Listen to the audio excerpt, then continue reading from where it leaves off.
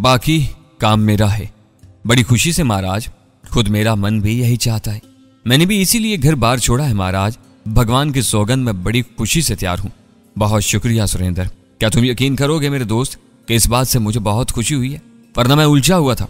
मैं दिलो जान से तैयार हूँ महाराज। बस ठीक है, मैंने कहा, और फिर हम सोने की कोशिश करने लगे। नींद कहाँ नहीं आती प्रोफेसर, और वो भी हम जैसे आवारा गर्दों को जिनकी शाम का कोई ठिकाना नहीं होता। सुरेंद्र भी आवारा वतन था और मैं भी। मैं तो जो कुछ हूं तुम्हें मालूम है। बहरहाल हम सो गए और खूब सोए। चट्टान मोहब्बत की देवी थी, उसने हमें सूरज की तपिश से बचाए रखा। ठंडी ठंडी हवाएं हमें हलकोरे देती रहीं, और जब सूरज ढला तो एक बेवकूफ बल्कि मेहमान नवाज खरगोश ने हमें जगा दिया। वो दौड़ते दौड़ते झोंक में हमारे सीनों पर चढ़ाया था। आंख खुलने पर हमने उसे खुद से थोड़ी दूर देखा था। सुरेंद्र ने हैरानी से कहा, जाग गए सुरेंद्र? हाँ जी, मगर ये दोपहर ढल गई। हाँ, मैं एक अंगड़ाई लेकर उठ बैठा। सुरेंद्र भी उठकर बैठ गया था। हम दोनों दूर दूर तक उदास वीराने को देखते रहे। फिर सुरेंद्र खड़ा हो गया। चले अनूपी महाराज, चलो। मैंने गहरी सांस लेकर कहा और दोनों चल पड़े। सुरेंद्र कुछ ज्यादा ही उदास और निढाल नजर आ रहा था, और मैं उसकी वजह जान गया था। वह भूखा प्यासा भी था। बहरहाल इस अहमक के लिए मैं कुछ भी नहीं कर सकता था। वो तो गोश्त भी नहीं खाता था, वरना मैं कदीम तर्ज पर पत्थरों से शिकार करने की कोशिश करता। खुद अपने लिए मैं कुछ नहीं करना चाहता था। बहरहाल सुरेंद्र जब्त करने वालों में से था। उसने बराबर मेरा साथ दिया। सूरज अब बिल्कुल छुप गया था। दूर से एक प्याऊ नजर आई और सुरेंद्र उछल पड़ा। महाराज, उसने खुशी से कहा, क्या बात है सुरेंद्र? वो देखो, प्याऊ है। ओह हाँ, पानी है यहाँ। हाँ महाराज। सुरेंद्र की रफ्तार खुद ब खुद तेज होगी और मैं मुस्कुरा पड़ा। बहरहाल मुझे उस पर रहम आ रहा था। बेचारा इंसान ही तो था। तकरीबन दौड़ते हुए हम पानी के पास पहुंचे। वहां पत्थर के एक बड़े बर्तन में पानी मौजूद था। कुर्बो जवार में कोई कुआं नहीं था। सुरेंद्र ने पहले पानी मुझे पेश किया और इन लोगों के मखसूस अंदाज में खूब जान गया था। चुनाचे दोनों हाथों के प्याले में मैंने पानी पिया, फिर सुरेंद्र को पिला। सुरेंद्र ताजा दम हो गया था। करीबी कोई बस्ती जरूर है महाराज, उसने खुशी में डूबी हुई आवाज में कहा। कैसे अंदाजा किया? मैंने सुरेंद्र से पूछा। यहाँ कुआं नहीं है। फिर पानी कहाँ से आया महाराज? जरूर कोई पानी यहाँ तक पहुंचाता है, सुरेंद्र ने कहा, और मैंने उससे पूरा इत्तेफाक किया। यकीनन बस्ती कहीं तो करीबी थी। अगर यह बात है सुरेंद्र तो ठीक है, चलो हम बस्ती तलाश करते हैं, मैंने कहा, और सुरेंद्र ने गर्दन हिला दी, लेकिन भूख से उसकी हालत गायर होने लगी थी। वो 2-4 कदम चला और फिर डगमगा गया और फिर उसकी डूबती आवाज उभरी। अब महाराज, मैं ये कहते हुए जमीन पर गिरने लगा और मैंने उसे संभाल लिया। क्या बात है सुरेंद्र, क्या हो गया तुम्हें? न जाने क्या महाराज, न जाने। वो बिल्कुल ही मदहोश हो गया था और फिर उसकी आंखें बंद हो गई। मैंने उसका पूरा वजन संभाल लिया और फिर उसे जमीन पर लेटा दिया। सुरेंद्र शायद बेहोश हो गया था और उसकी यह हालत मेरे ख्याल में भूख से हुई थी। बहुत सख्त भूखा था। तवील रास्ता तय किया था उसने और फिर खाली पेट पर पानी उसे नुकसान पहुंचा गया। लेकिन अब उस कमजोर इंसान की जिंदगी के लिए फौरी तौर पर ग़िज़ा की जरूरत थी। किसी तरह दूध या कोई और चीज उसके हल्क से उतरनी चाहिए। न जाने बस्ती कितनी दूर है। मैंने उसे वहीं छोड़ा और बस्ती की तलाश में चारों तरफ निगाहें दौड़ाई। अगर किसी समत चल पड़ूं और वह बस्ती की समत ना हो तो सुरेंद्र की जिंदगी को ज्यादा से ज्यादा खतरा लाक होगा। इसलिए पहले बस्ती की सही समत का अंदाजा जरूरी था। और थोड़ी दूरी पर अचानक मुझे कोई चीज मुतहरक नजर आई। मैंने गौर से देखा, ये एक लंबी सी गाड़ी थी जिसमें 2 देव कामत बैल जुटे हुए थे। अगले हिस्से में एक मर्द बैठा हुआ था। गाड़ी का रुख इसी तरफ था। मैंने जोर से एक आवाज निकाली और उसे दोनों हाथों से इशारे करने लगा, लेकिन वो तो आ ही इसी तरफ रहा था और थोड़ी देर के बाद वो हमारे करीब पहुंच गया। स्यारंगा एक देहाती नौजवान था, कभी हैकल, लंबे चौड़े बदन का मालिक। उसने अजीब सी निगाहों से हम दोनों को देखा। क्या बात है महाराज? उसने खरखराती आवाज में पूछा। बस्ती यहाँ से कितनी दूर है? मेरा साथी बीमार हो गया है, मैंने उसे पूछा। वो परेशान सी निगाहों से मुझे देख रहा था और जैसे किसी ख्याल में खो गया था, लेकिन फिर उसे मेरी बात का ख्याल आ गया और वो चौंक पड़ा। बस्ती बस यहाँ से ज्यादा दूर नहीं है, उसने जवाब दिया। क्या तुम बस्ती ही जा रहे हो? हाँ महाराज। तो इस बीमार आदमी की मदद करो, अपनी गाड़ी में इसे बस्ती ले चलो। हाँ जरूर जरूर। देहाती गाड़ी से नीचे उतरा। मैं देखा उसका कद भी खूब था और लिबास से उसका कसा हुआ बदन साफ झलक रहा था। क्या तुम भी बीमार हो महाराज? उसने पूछा। मैं तो नहीं, ठीक हूँ। अरे हाँ, तुम तो ठीक हो। उसने झुककर मेरे साथ बेहोश सुरेंद्र को उठाते हुए कहा और फिर हम दोनों ने उसे गाड़ी में डाला। मैं सुरेंद्र के पास ही बैठ गया था और उसने बैलों को हाँकना शुरू कर दिया, लेकिन वो बार बार पलट कर मुझे देख रहा था। मुझे उस देहाती की हरकत अजीब तो लगी, मगर मैंने उसे इस बारे में कोई सवाल नहीं किया। क्या नाम है तुम्हारी बस्ती का? ठग विद्या, उसने जवाब दिया। ओह, मैंने गर्दन हिलाई। ये नाम भी मेरी समझ में नहीं आया। बहरहाल मुझे एहसास हो गया कि देहाती के अंदाज में कोई अनोखी बात है, लेकिन यह भी सोचा जा सकता था कि मुझे देखकर हैरान हुआ और इससे ऐसी हरकतें सरजद हो रही हूँ। ये बीमार कैसे होगा महाराज? थोड़ी देर के बाद उसने पूछा। बस भूखा था बेचारा। हम साधु लोग हैं, सफर कर रहे थे, खाने को कुछ नहीं मिला और फिर पानी नजर आया और उसने पेट भरकर पानी पी लिया। अब खाली पेट पानी नुकसान तो करेगा ही। हाँ और क्या, तुम तो चालाक निकले महाराज। वो खामखा हंस पड़ा। क्यों, तुमने पानी ना पिया होगा? नहीं पिया तो था, लेकिन मैं खामोश हो गया। देहाती नौजवान ने भी इस बारे में कोई सवाल नहीं किया था। उसके बाद वो खामोशी से बैल हाँकता रहा और थोड़ी देर के बाद एक बस्ती नजर आएगी, लेकिन ये सफरी बस्ती थी। पहाड़ों के दरमियान लातादाद खैमे लगे हुए थे। रस्सियों के अहाते करके घोड़े बांधने की जगह बनाई गई थी। मवेशी भी थे। वैसे ये लोग काफी अरसे से यहाँ आबाद मालूम होते थे, लेकिन इन इलाकों में ये तर्ज रहाइश कम ही नजर आया था। मैंने तो पहली बस्ती देखी थी। थोड़ी देर के बाद बैलगाड़ी बस्ती में पहुंच गई और 10-12 नौजवान गाड़ी के गिर जमा हो गए, लेकिन इनमें एक भी शरीफ आदमी मालूम नहीं होता था। सबके चेहरे अजीब थे। क्या लाए हो रत्ना महाराज? एक नौजवान गाड़ी में झांकते हुए बोला। 2 अदद साधु हैं। धत तेरी की, अबे इनका क्या होगा? वो बोला। ठाकुर तो खूब जानेगा बेटा, तू हमेशा ऐसे ही काम करता है। अबे इनके बदन पर तो पूरे कपड़े नहीं होते, इनके पास से क्या मिलेगा?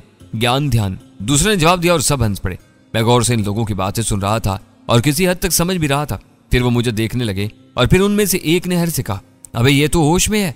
हाँ, हालांकि इसने भी पानी पिया था। रत्ना हर से बोला, ओह ठाकुर आ रहा है, किसी ने कहा, और वो सब चौंक कर सीधे हो गए। ठाकुर भी खूब था, मज़हक्का खेज हद तक बड़ी मूंछों का मालिक, एक लंबा चौड़ा आदमी। उसकी मूंछें गर्दन तक लटक रही थीं। वह बड़ी शान से सीना ताने आ रहा था और फिर वो बैलगाड़ी के करीब पहुंच गया। क्या लाए हो रत्ना जी? उसने बड़े खुशगवार अंदाज में पूछा। मैं महाराज, ठाकुर महाराज। प्याओ के पास ये दोनों ही थे। ओह, ठाकुर ने मुझे गौर से देखा, मेरे करीब आया और फिर उसने मेरे बदन पर उंगली फेरी। सोने के मालूम होते हो महाराज, मगर तुम कौन हो? साधु हैं। साधु? ठाकुर चौंक पड़ा और फिर उसने गाड़ी में झांका, फिर इस तरह देखते हुए धारा, रत्ना, और रत्ना का चेहरा धुआं हो गया। ये क्या है? यही मिले थे महाराज, रत्ना सहमी हुई आवाज में बोला। ठाकुर हंस पड़ा। दूसरे लोगों की जान में जान आई थी, लेकिन ठाकुर ने निचला होंठ दांतों में दबा लिया और फिर रत्ना की तरफ देखकर बोला, यही मिले थे। तूने बड़ा ही अच्छा किया रत्ना। साधु संतों के पास कुछ नहीं होता, लेकिन इनकी सेवा करने से स्वर्ग जरूर मिल जाती है। क्यों? हाँ महाराज। रत्ना ने दांत निकाल दिए। तब तो तुझे इनाम मिलना चाहिए इस बात पर, हैं? ठाकुर ने गर्दन हिलाते हुए कहा और रत्ना ने फखरिया अंदाज में अपने साथियों की तरफ देखा, जैसे कह रहा हो, देखा गधो, ख्वामखा मजाक उड़ा रहे थे। लेकिन दूसरे लम्हे ठाकुर ने पांव से जूता उतार लिया और अपने करीब खड़े हुए लोगों को इशारा किया। तब दूसरे लोग हंस पड़े और उन्होंने रत्ना को पकड़कर ठाकुर के सामने पेश कर दिया। जब भी तेरी बारी आई तूने ऐसी ही हरकत की। एक दफा इस मरती हुई बुढ़िया को उठा लाया और हमें इसका क्रियाकर्म करना पड़ा।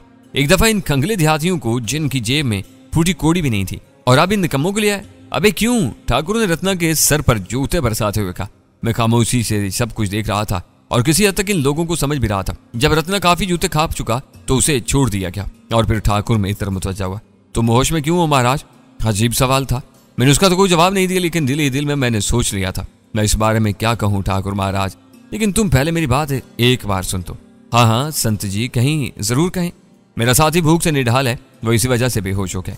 पहले आप इसके लिए दूध और खाने पीने की कुछ चीजों का इंतजाम कर दें। हाँ हाँ जरूर, हम तो पहले ही जानते थे। अबे रत्ना, अब ला साले दूध, ला मलाई, सेवा कर साधु महाराज की, चल जल्दी कर। खुद तुम्हारे क्या हाल है साधु महाराज? उसने आखिरी अल्फाज मुझसे कहे। मैं ठीक हूँ, मुझे किसी चीज की जरूरत नहीं है, मैंने कहा।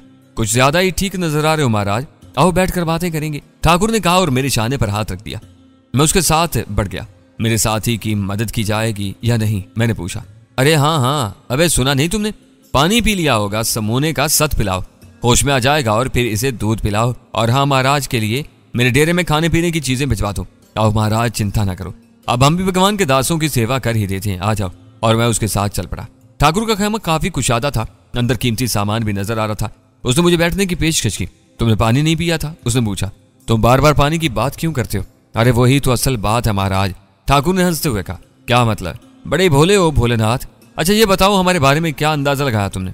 तुम्हारी बातें मेरी समझ में नहीं आई। यही तो बात है भोलेनाथ जी, हम डाकू हैं, डाकू, लूटमार करते हैं और ऐश करते हैं। आज यहाँ कल वहां और जहां हम वही हमारा नगर, क्या समझे? खाना बदोश हो तुम। हाँ बिल्कुल, और लूटमार कर जीवन बिताते हो। देखो महाराज, उपदेश देने ना बैठ जाना, हम तुम्हारी नसीहत नहीं सुनेंगे, सिर्फ काम की बात करो। तुम्हें संसार त्याग कर क्या मिला? देखो जंगलों में भूखे प्यास से मारे मारे फिरते हो।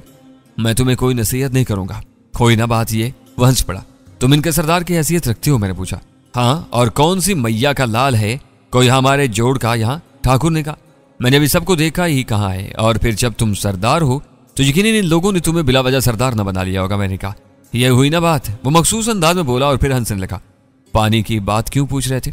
पीते तो पता चलता महाराज, सरदार ठाकुर हूँ, मामूली आदमी नहीं हूँ। ऐसी ऐसी बातें सोचता हूँ कि बस है, मानते ही सुसरे सब के सब। अरे ये प्याऊ यहाँ कौन बनाता? मैंने बनाई है। मुसाफिर आते और तुम जानो पानी देखकर उसे भी प्यास लग जाती है जो प्यासा ना हो, और फिर पानी पीते ही उल्टा हो जाते हैं। सुसरे तब हमारे साथी इनके कपड़े तक को उतार लाते हैं। अकल की बात है ना महाराज, पर लगे ना फटकड़ी, पर रंग चोखा आता है पूरे का पूरा। लड़ाई ना झगड़े, मगर तुमने पानी क्यों नहीं पिया? प्यास नहीं लगी थी, मैंने जवाब दिया। जब ही सीधे खड़े हो पर ना अपने साथी के बराबर लेटे होते। ठाकुर हंसने लगा। तो मेरा साथी पानी पीकर बेहोश हुआ है। हाँ, कस्तूरे के बीज होते हैं, बस बेहोश कर देते हैं, नुकसान नहीं पहुंचाते। अफसोस हमारे पास से तुम्हें कुछ नहीं मिला। जूते भी तो पड़े सुसरे रत्ना के। कितनी बार कहा है कि सिर्फ काम के आदमियों पर हाथ डाला कर, मगर एक भी काम का आदमी जो लाया हो तो? इसने कहा और फिर चौंक कर बोला, मगर तुम्हारा होगा क्या महाराज? क्या मतलब? मैंने पूछा। अब तुम यहाँ से किसी और बस्ती में जाओगे और दूसरों को हमारे बारे में बताओगे? ठाकुर ने तशवीशनाक लहजे में कहा, अरे नहीं ठाकुर, हम जंगलों के पास ही, अव्वल तो बस्ती में जाएंगे नहीं। चले भी गए तो हमें क्या पड़ी कि हम किसी को तुम्हारे बारे में बताते फिरें। बस बस अगो ना बताओ, इतना भारी पेट नहीं होगा तुम्हारा। मगर मैं तुम्हारा करूंगा क्या? अगर मार डालूं तब भी बुरा है। तुम इत्मीनान रखो ठाकुर, हम वचन देते हैं किसी को तुम्हारे बारे में कुछ नहीं बताएंगे। मैं नहीं मानता तुम्हारे वचन को। नहीं भाई, अभी हमें यहाँ से कुछ नहीं मिला, तुम्हें छोड़कर फंसना थोड़ी है। फिर क्या इरादे रखते हो ठाकुर? मैंने पूछा। इस वक्त इसका साथी दूध, खुश्क फल और दूसरी चीजें लिया। उसने सारी चीजें मेरे सामने रख दी। खाओ महाराज, खाओ पियो, मैं तुम्हारे बारे में सोच रहा हूँ, उसने कहा, और मैं मुस्कुरा कर इन चीजों की तरफ मुतवज्जा हो गया। फिर मैंने उसे पूछा, जो ये सब चीजें लाया था? मेरा साथी होश में आ गया। हाँ महाराज, हमने उसे इत्मीनान दिला दिया। ठीक है, तुम जाओ, ठाकुर बोला और वह चला गया। ठाकुर अभी तक सोच में डूबा हुआ था। फिर उसने गर्दन उठाकर कहा, नहीं महाराज, तुम्हें जीता छोड़ना खुद मौत के मुंह में जाना है। बस मैंने फैसला कर लिया, तुम अपनी ताकत के बल पर इन लोगों के सरदार बने हो ठाकुर। मैंने फल खाते हुए पूछा, हाँ क्यों? मुझे तुम दोस्त बना लो, वरना क्या फायदा, इन लोगों में तुम्हारे साख बिगड़ जाएगी। अगर मैं इनके सामने तुम्हारी पिटाई करूं तो ये क्या सोचेंगे? मैंने इत्मीनान से कहा और ठाकुर का चेहरा सुर्ख हो गया। वो खूनी निगाहों से मुझे देखने लगा। ठाकुर खूनी निगाहों से मुझे घूरता रहा और फिर उसने गर्दन हिलाई। ये तो पता चल ही जाएगा बेटे, खा पी लो, मैं भूखा मारने का आदमी नहीं हूँ। मेरे साथी को भी कत्ल कर दोगे? मैंने फल खाते हुए पूछा। तुम दोनों को कुत्ते की मौत मारूंगा। तुम्हें मालूम नहीं मैं ठाकुर हूँ, ऊंची जात का। तुमने अभी कहा था कि तुम मुझे मारोगे। हाँ ठाकुर, मैं तुम्हारी हड्डियां पसलियां तोड़ दूंगा। मैंने उसी इत्मीनान से कहा और दूध का बर्तन मुंह से लगाकर उसे चढ़ा गया। मैंने ठाकुर के सुर्ख चेहरे की तरफ देखने की जहमत नहीं की थी। ठाकुर मेरे अल्फाज और मेरे इत्मीनान पर पीछो ताप खाता रहा और फिर बमुश्किल तमाम बोला, ऊंची जात का हूं महाराज, इसलिए खाते में वार नहीं करूंगा। जल्दी खा लो ताकि तुम्हारी गर्दन काट कर चील कव्वों के सामने डाल दूं। ठाकुर ने आज तक किसी को इतनी मोहलत नहीं थी। मेरे साथी को भी खाने के लिए दिया गया। हाँ, मिल गया उसे। हम इतने कमीने भी नहीं है, जल्दी करो वरना। ठाकुर किसी खूंखार भेड़िए की तरह गुर्रा रहा था। मैंने फल रख दिए और खड़ा हो गया। तुम्हें बहुत जल्दी है ठाकुर। हाँ, अपनी मौत तुमने ही करी बुलाई है। क्या तुम अपने आदमियों के हाथों से मुझे कत्ल करवाओगे? मैंने पूछा। अब नहीं, अब मैं खुद तुझे जान से मारूंगा। ये काम अब मेरा हो गया। अगर तुम मुझे ना मार सके ठाकुर तो फिर तेरी हर बात मानूंगा। हमारे यहाँ बड़ा वो है जो ताकत में भी बड़ा हो, अकल में भी बड़ा हो। मैं तुझे मार डालूंगा, वरना फिर तेरा गुलाम रहूंगा। ठाकुर गुस्से से कांप रहा था। तब फिर आ जाओ, मैंने कहा। तो पेट भर कर खा ले, ठाकुर बनावट से बोला। बाद में खा लूंगा ठाकुर, तुझे शेर करने में कितनी देर लगेगी? मैं लापरवाही से कहा। तब बाहर चलो सुरमा, ताकि मेरे आदमी भी देख सके। तेरी मर्जी ठाकुर, मैंने कहा और हम बाहर निकल आए। तब ठाकुर ने चीख चीख कर अपने आदमियों को पुकारा और जरा ही देर में सब उसके गिर्द जमा हो गए। सुनो भाइयों, ठाकुर तुम्हारा सरदार क्यों है? ठाकुर ने पूछा। तो हम में से सबसे बड़ा है ठाकुर, सबसे ज्यादा है, सबसे ताकतवर है।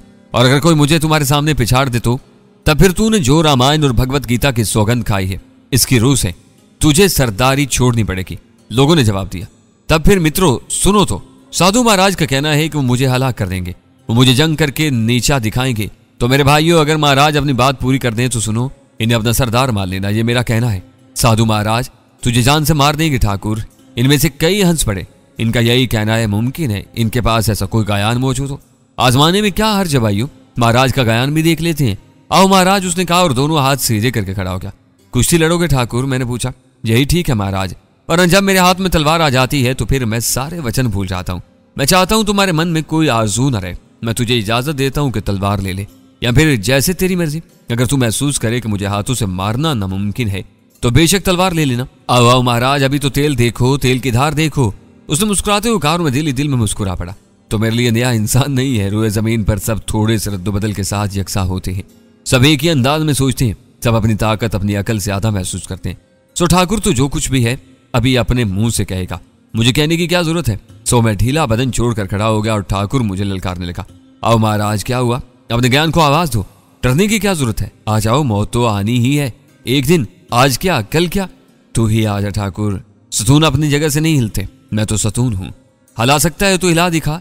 मैंने सुकून से मुस्कुराते हुए कहा। ओ आप सतून है महाराज, ठाकुर ने हंसते हुए कहा। तो भाइयों इसका मतलब है मैं हनुमान हूं, यकीन नहीं आता तो देखो मैं अभी इस पहाड़ को उठाकर लंका में फेंक आता हूं।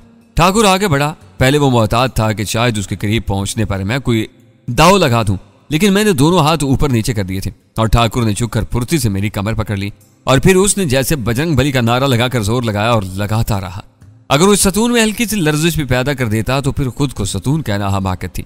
ठाकुर सुर्ख हो गया और फिर सफेद पड़ गया। उसकी गिरफ्त ढीली हो गई और उसने मुझे छोड़ दिया। चारों तरफ देखा, फिर जमीन पर बैठकर मेरा एक पांव ऊपर उठाया, फिर दूसरा उठाकर देखा और फिर आहिस्ता से बुड़बुड़ाया, और बुनियाद भी जमीन के अंदर नहीं है। मुझे इसकी इस बात पर हंसी आ गई। एक दफा और कोशिश कर लूं महाराज, उसने कहा। 100 दफा ठाकुर, मैंने हंसकर कहा। नहीं, बस एक दफा और, ठाकुर ने कहा, और इस बार वो मेरी टांगों में घुस गया था। लेकिन नतीजा वही हुआ जो पहले था। मुझे अपनी जगह से हिलाना आसान काम नहीं था। वो जमीन पर ही बैठ गया। थोड़ी देर तक हाँफता रहा, फिर अपने साथियों की तरफ रुक करके बोला, भाइयों मैं हनुमान नहीं हूं, तुम में कोई है तो कोशिश कर ले।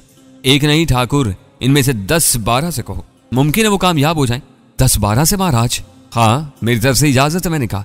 आओ आओ, अबे आओ, देखो तो सही, गयान के रूप देखो, ठाकुर ने बच्चों के से अंदाज में कहा। और प्रोफेसर मेरा कुछ कहना बेकार है सिवाय इसके कि वो भी नाकाम रहे।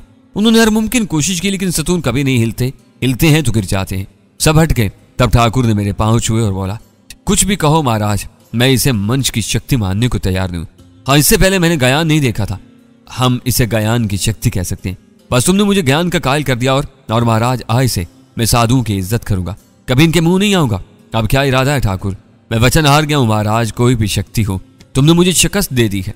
अब तुम मालिक हो ठाकुर, नीच जात नहीं है कि वचन से फिर जाए। अब इस गिरोह का सरदार कौन है? मैंने पूछा। तुम हो महाराज, भगवान की सौगंध तुम हो। तुम लोगों का क्या ख्याल है दोस्तों? मैंने दूसरे लोगों से पूछा।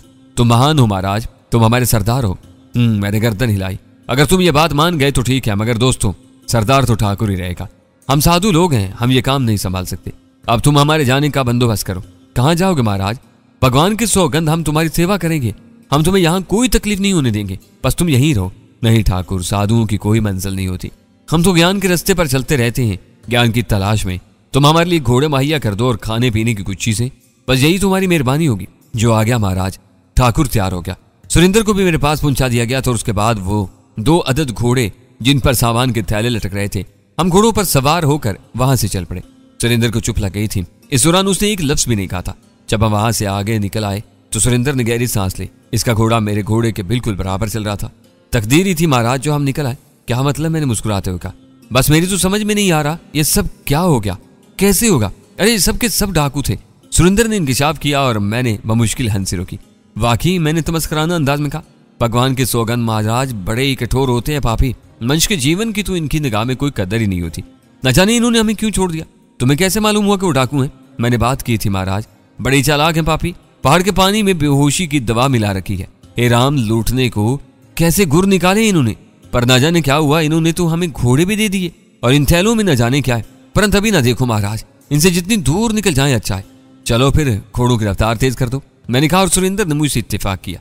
घोड़े तेज रफ्तारी से चल पड़े। मुझे सुरेंद्र की सादगी पर हंसी आ रही थी।